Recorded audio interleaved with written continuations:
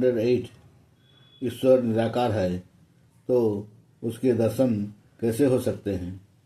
समाधान: इस प्रकार भूख प्यास दुख सुख चिंता इत्यादि का कोई आकार नहीं होता, परंतु इनकी अनुभूति होती है, उसी प्रकार ईश्वर निराकार है। उसका कोई आकार नहीं, उसकी कोई काया नहीं, उसकी कोई छाया नहीं, उसकी कोई प्रतिमा नहीं, परंतु उसका अनुभव होता है।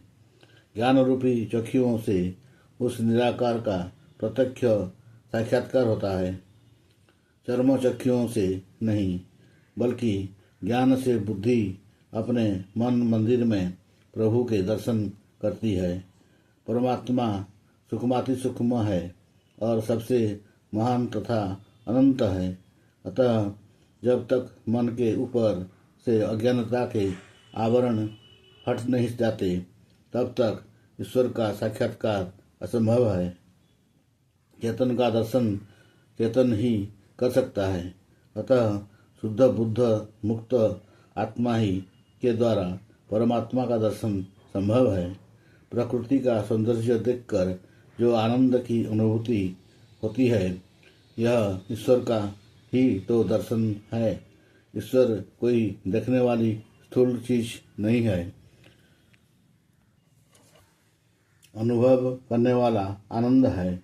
ईश्वर के संस्पर्श से जो आत्मा को आनंद की अनुभूति होती है, जो लज्जत का एहसास होता है, उसी को परमात्मा का प्रत्यक्ष कहते हैं।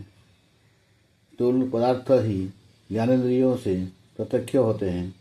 आकाश आदि पदार्थ इतने सूक्ष्म हैं कि इंद्रियों के विषय नहीं बनते। ये अंतःकरण के विषयाधीन होते हैं। चिंता दुख इत्यादि भी बाह्य प्रत्यक्ष नहीं है, परंतु चित्त बुद्धि द्वारा महसूस होते हैं। वैसे ही आत्मा परमात्मा ये चेतन तत्व भौतिक पदार्थों से परे अत्यंत सूक्ष्म है। परमात्मा सूक्ष्माति सूक्ष्म है, इसलिए आत्मा के भीतर विद्यमान रहता है। अतः ये अंतःकरण द्वारा ही साक्षात्कार का विषय बनते हैं। इनको अतीन्द्रिय पदार्थ कहते हैं, जिनको स्थूलेंद्रिय नहीं देख सकती, उनको सूक्ष्मेंद्रिय देखती है।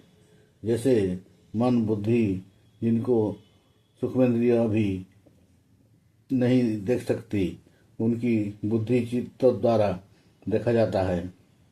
जैसे आत्मा परमात्मा।